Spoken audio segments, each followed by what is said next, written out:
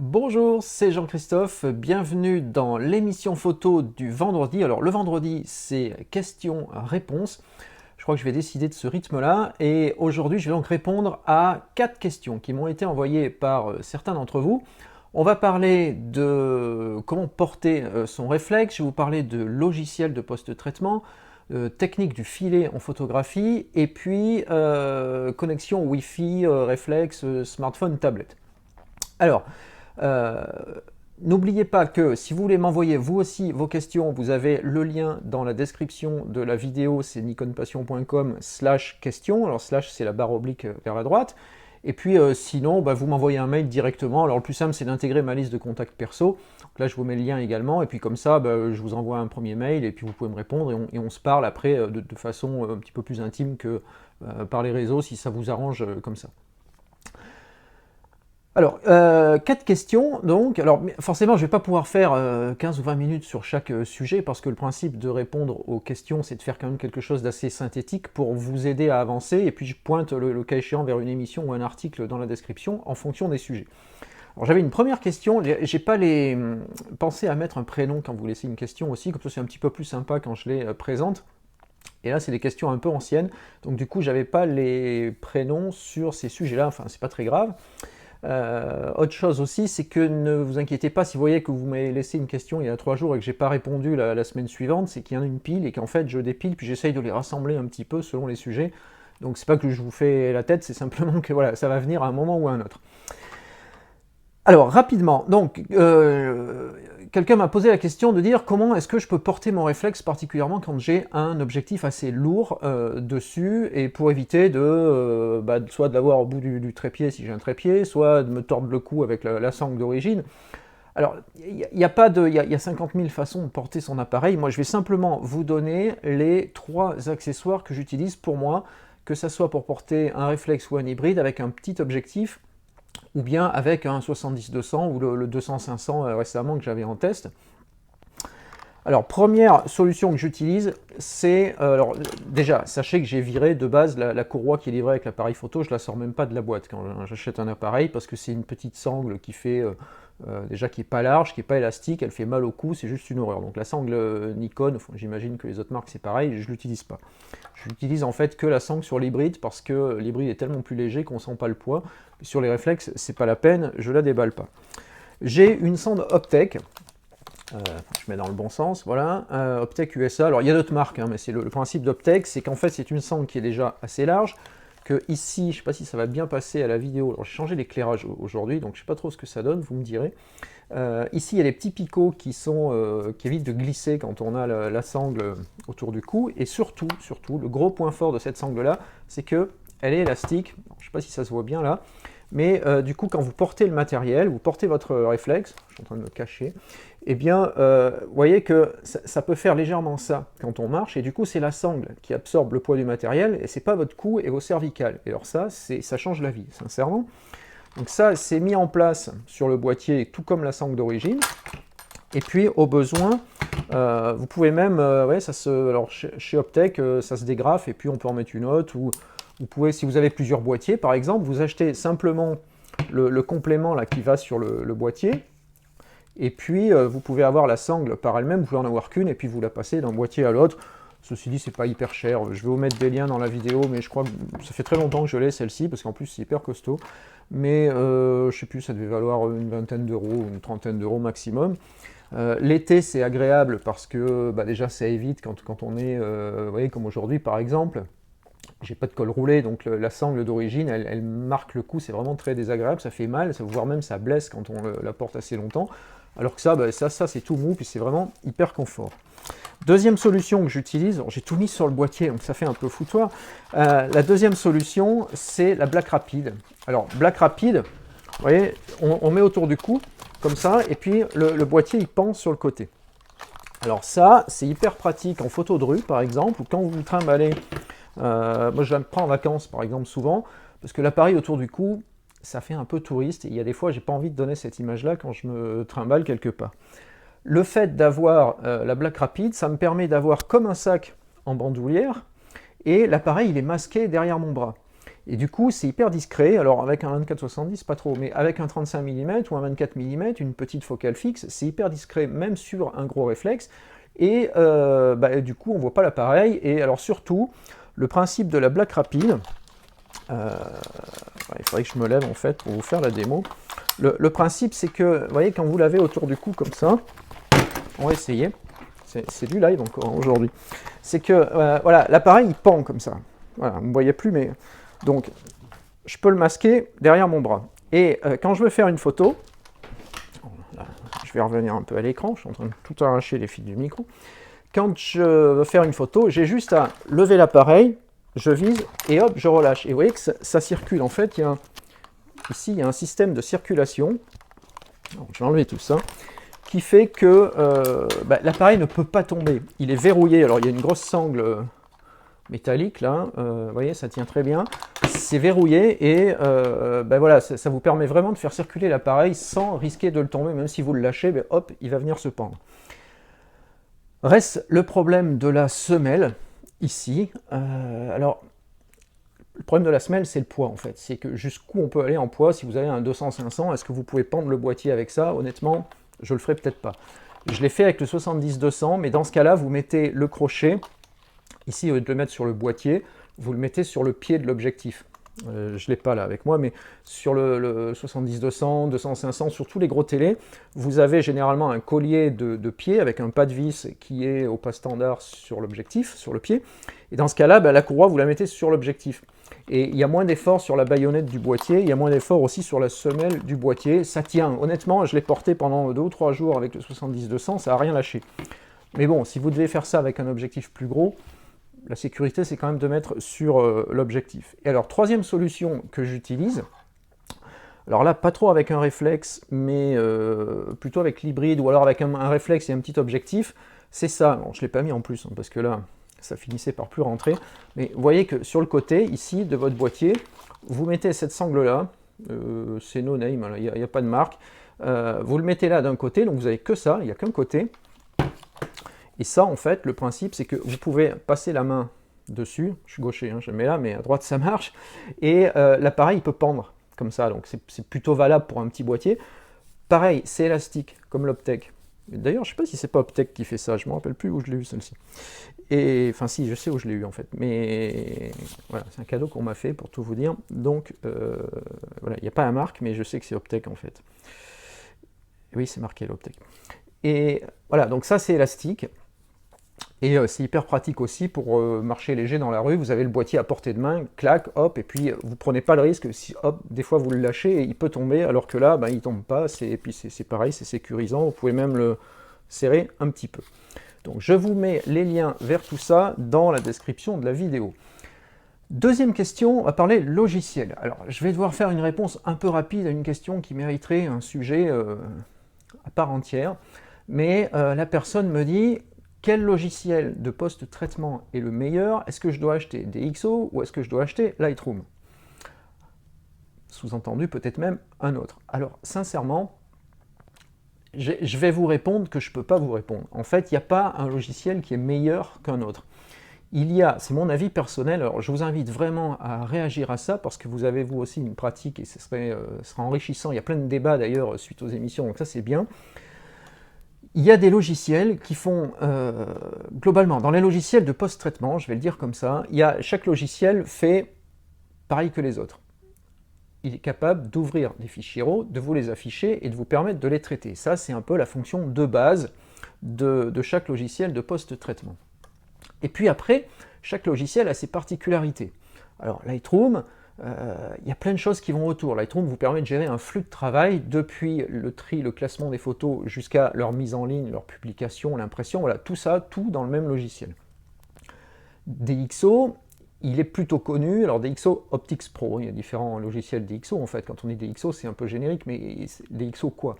Donc DxO Optics Pro qui est le dérotiseur, développeur RAW, il est particulièrement connu pour la correction des défauts des objectifs, des aberrations, donc il redresse un peu les défauts qui sont liés aux optiques, et puis il est connu aussi pour sa gestion du bruit numérique et la réduction de bruit qui est particulièrement bien foutue chez DxO, même si aujourd'hui les autres sont quand même pas très très loin. Alors il y en a d'autres qui sont connus comme Capture NXD chez Nikon, qui est gratuit, qui est livré avec les boîtiers, enfin vous le téléchargez d'ailleurs, je ne sais pas si c'est encore livré, mais vous le téléchargez.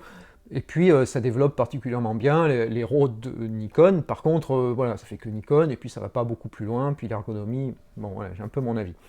Donc je peux pas répondre à la question parce que il y a les logiciels standards, donc il vous faut considérer les critères. Déjà, est-ce que ça répond à vos critères de base? Deuxièmement, si vous avez plusieurs boîtiers, est-ce que le logiciel est capable de gérer les fichiers RAW de plusieurs boîtiers? Alors les Lightroom, DxO, Capture One Pro, Photoshop, Photoshop Element, tout ça, oui. Les logiciels de marque, ben non, parce que NXD, ça ouvre des fichiers Nikon, ça ne va pas ouvrir des fichiers Fuji, Pana, Canon, ou je sais pas quoi. Après, quel est le meilleur? Ben, le meilleur, on pourrait faire, alors il y a des gens qui se sont prêtés à l'expérience de prendre un fichier et puis de l'ouvrir dans plusieurs logiciels et puis de dire quel est le meilleur résultat. Je ne suis pas très pour ce genre de test, simplement parce que c'est tellement subjectif. Je vais vous montrer, imaginez que je fasse ça, moi, je vais vous montrer la même image, je vais la développer dans 3 ou 4 logiciels différents, je vais vous montrer les 4 résultats. Alors, perdez pas de vue que je vais vous les montrer dans une image qui va être grande comme ça sur un écran web, donc au passage, il y a la petite image et le fait que vous voyez vous ça sur internet, donc c'est pas réellement ce que moi je vais voir sur mon grand écran calibré ou ce que je pourrais voir sur un tirage qui a été fait qualité pro. Donc déjà il y a cette dégradation là. Et puis après, comment on va dire qu'il y en a un qui est meilleur que l'autre? C'est plus dans les 4 ou 5 qu'on va pouvoir faire, il y en a un que vous allez vous aimer un peu plus, peut-être un peu moins, mais un autre va dire autre chose. Donc c'est hyper personnel, hyper subjectif. Alors lequel il faut choisir? Ben, j'ai tendance toujours à répondre le plus standard possible parce que plus le logiciel est utilisé par un grand nombre de personnes, plus l'éditeur va le maintenir, le mettre à jour, va ajouter des fonctionnalités et surtout plus vous allez trouver des ressources en français pour vous aider. On a le problème aujourd'hui avec Capture One Pro, qui est un super logiciel de développement RAW qui vient de Phase One. Phase One, c'est le fabricant des, vous savez, les gros boîtiers moyen format studio, les grands dos numériques. Et donc, ils ont développé à la base ce logiciel Capture One pour ses usages professionnels. Et puis aujourd'hui, ils sont en train de revenir sur le marché pour concurrencer Lightroom. Depuis l'arrêt d'Aperture chez Apple, il y avait une place à prendre, ils essaient de la prendre. Alors Capture One Pro, c'est un super moteur de traitement RAW, ça fait plein de choses vraiment bien. Alors certains disent c'est bien mieux que Lightroom, d'autres disent c'est moins bien que Lightroom, on s'en fout un peu en fait. C'est est-ce que ça vous convient ou pas? Maintenant, ça c'est typiquement l'exemple du logiciel qui traite bien les fichiers RAW, par contre il fait que ça. C'est-à-dire vous ne pouvez pas dire avec je vais, alors s'il fait catalogue, mais bon, vous ne pouvez pas dire je vais faire un livre, je vais poster sur le web, tout ça, c'est pas fait pour. Alors que d'autres le font, Photoshop Element, Lightroom, je crois que dans ACDC il y a des choses comme ça aussi. Donc en fait, je vais conclure là parce qu'il n'y a pas vraiment de réponse. C'est le logiciel avec lequel vous allez être le plus à l'aise. Alors testez-les, puisque la plupart, ils vous permettent de tester souvent 30 jours gratuitement. Voyez si déjà ça vous convient ou pas, puis après il y a des histoires de tarifs ou autres.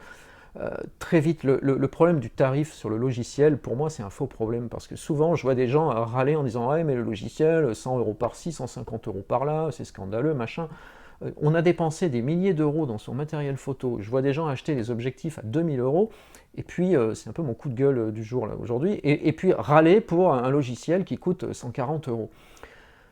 Mais vous avez vu le prix des cartes mémoire, le prix des sangles, le prix des sacs photos, tout ça.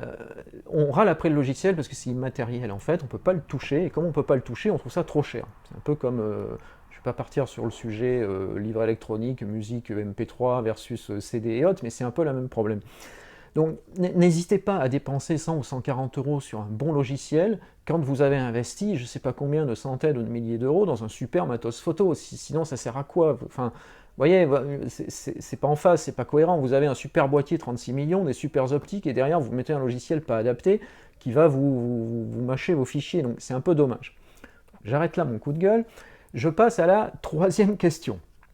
Alors là aussi un peu rapidement, parce que je pense que je vais en faire un sujet complet, parce que j'ai des photos pour ça. On m'a posé la question du filet. Comment faire un filet en photo? Alors le filet, vous avez un sujet qui se déplace, qui passe devant vous. Alors l'exemple type, c'est la voiture de course, qui passe, un vélo, un gamin qui court, ce que vous voulez. Et vous voulez sur la photo avoir le sujet bien net, mais l'arrière-plan légèrement flou. Et cet effet de filet va donner un effet de vitesse, ça va donner l'impression de vitesse dans la photo, de mouvement, et c'est assez agréable. Alors, je crois que je vais vraiment le noter pour vous faire un sujet là-dessus, parce que j'ai fait les photos au Mans classique avant l'été, et j'ai plein de photos comme ça de filets sur des voitures de course sur circuit. Il faudrait que je vous montre aussi comment ça permet par exemple de masquer les grillages. On a souvent le problème des grillages sur les circuits qui viennent, on est derrière les grillages, et puis bah voilà, ça fait un grillage moche qui cache les voitures, donc le filet permet d'éviter ça aussi. Donc on développera ça un autre jour. Mais en gros, la technique du filet, vous prenez une vitesse qui n'est pas trop rapide, alors tout au long on va parler en temps de pause. Vous prenez un temps de pause qui n'est pas trop court, parce que sur circuit par exemple, vous allez avoir un temps de pause de 1/500e, 1/1000e de seconde pour figer la voiture. Quand on fait un filet, il faut un petit peu plus lent, parce que voilà, il ne faut pas qu'on fige trop, puisqu'on veut un effet de flou. Et puis, alors imaginez que la voiture elle passe comme ça devant moi, alors, loin hein, bien sûr. Vous allez donc régler votre boîtier avec, par exemple sur circuit de mémoire au Mans, j'ai shooté à 1/250e, je crois, et ça allait très bien. Avec un, alors j'étais en APS-C avec un 50-150 et le doubleur.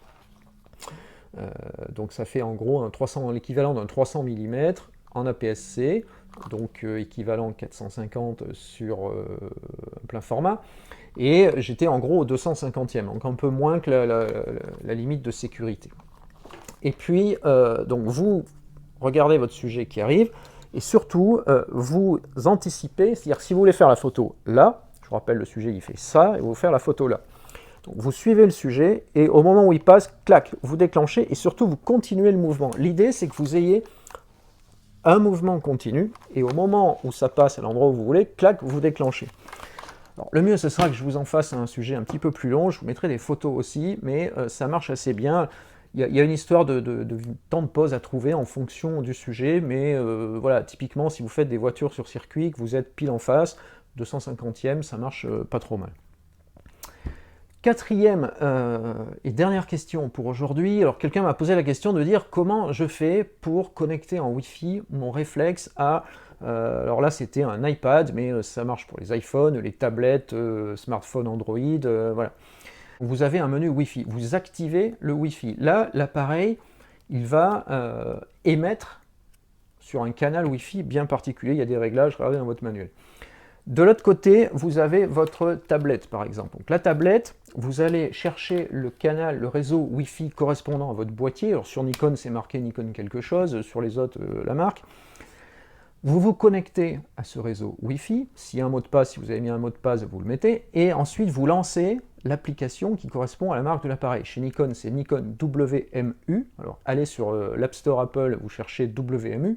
Sur le Google Store, c'est pareil, ça va être marqué Nikon WMU aussi. Et puis, vous lancez l'application, là, vous suivez les instructions, et ça va vous permettre de récupérer les photos. Sur d'autres marques, moi sur le Fuji, c'est caméra, je ne sais plus quoi, remote quelque chose, donc voilà, ça récupère les photos. Et puis, depuis l'application, vous voyez le contenu de votre carte. Donc, vous pouvez récupérer les photos, vous dites celle-là, celle-là, celle-là. Et là, vous les avez dans le format que vous avez défini dans les réglages de l'application. Donc, le principe, c'est ça, en fait. Et une fois que vous avez les photos sur la tablette, et bien là, vous en faites ce que vous voulez. Alors souvent, on me dit, ouais, bon, c'est un peu gadget, qu'est-ce que tu veux qu'on fasse bien un truc Wi-Fi comme ça sert à rien. Je vais vous donner un exemple bien précis, puis je vais m'arrêter là après. L'exemple précis, c'est qu'il m'est arrivé plusieurs fois de devoir envoyer des photos, envoyer un sujet pour une raison bien particulière, et j'étais pas chez moi. Donc du coup, j'ai fait les photos, avec ce boîtier-là, enfin, ou un autre, peu importe, en Wi-Fi, je les récupère sur iPad. Donc ça, là je peux être en pleine cambrousse, même s'il n'y a pas un réseau Wi-Fi ou de 3G, comme ça marche en local, c'est le boîtier qui fait émetteur Wi-Fi et l'iPad récepteur, je peux être n'importe où au fond d'une grotte, ça fonctionne. Donc je récupère les photos sur l'iPad, une fois qu'elles sont dessus, j'en fais ce que je veux. Alors là, ce jour-là, je devais renvoyer un petit diaporama, donc j'ai mis ça dans PowerPoint sur l'iPad, hop, j'ai fait mon petit diaporama, j'ai mis un petit commentaire, enfin voilà, on peut écrire sur les photos, là après c'est du PowerPoint ou de la mise en page, peu importe. Et puis j'ai envoyé ça par mail et l'affaire était réglée. En fait, j'avais besoin de rien pour faire ça. Ça évite de sortir la carte, de mettre un lecteur. Alors chez iOS, Apple, c'est toujours un peu compliqué de transférer les photos. Voilà. Sinon, après, vous avez Lightroom mobile, ça pareil, il faut un sujet entier pour ça, puis je vous fais une conférence au salon de la photo d'ailleurs là-dessus, Lightroom mobile qui vous permet maintenant de récupérer vos fichiers, y compris les formats RAW. Donc là, vous glissez la carte dans l'adaptateur, vous récupérez les RAW, vous les traitez, et c'est synchronisé directement sur votre ordi chez vous par le biais de Adobe Cloud. Voilà, donc je m'arrête là pour les questions. Alors, je vous rappelle que pour m'envoyer votre question, c'est le lien qui apparaît là et là, nikonpassion.com / barre oblique vers la droite, question, sans S. Vous avez peut-être vu, derrière moi, il y a le bouquin de Salgado. Alors, apparemment, vous aimez bien que je vous mette des bouquins derrière. Alors, je vais essayer de faire une rotation comme ça un petit peu tous les jours. Donc, vous allez me pousser à en acheter d'autres, parce que sinon, vous allez voir toujours les mêmes. C'est bien. Donc ça, c'est Exode de Salgado. C'est la réédition de la version originale qui est introuvable et qui coûte une fortune. Et celle-ci, elle coûte, je ne sais plus, je vous l'ai dit l'autre fois, c'est 49 €, je crois, un truc comme ça. Donc c'est tout à fait raisonnable pour un bouquin de cette qualité-là. C'est Taschen l'éditeur, c'est super bien imprimé. Si vous avez des cadeaux à faire à Noël, on commence déjà à parler de Noël, c'est fou, mais bon, bah, notez-le parce que c'est un beau cadeau. Voilà, je vous rappelle que vous vous abonnez à la chaîne sur YouTube, ici, sur la page Facebook, ici, vous activez les notifications et vous intégrez ma liste de contacts perso avec le lien qui est nikonpassion.com / mes contacts. Je vous envoie dès dimanche un nouveau sujet, un article inédit sur la créativité en photo. Dimanche, je vous parle de la lassitude en photographie. Donc, selon quand est-ce que vous allez écouter cette vidéo, ça sera peut-être déjà passé ou pas. Mais voilà, j'ai fait un petit sujet là-dessus qui m'intéressait. Vous avez été plusieurs à me demander. Donc, on parle de comment éviter l'effet de lassitude en photo. Merci d'avoir suivi cette séance de questions-réponses. Très bon week-end à vous et à lundi.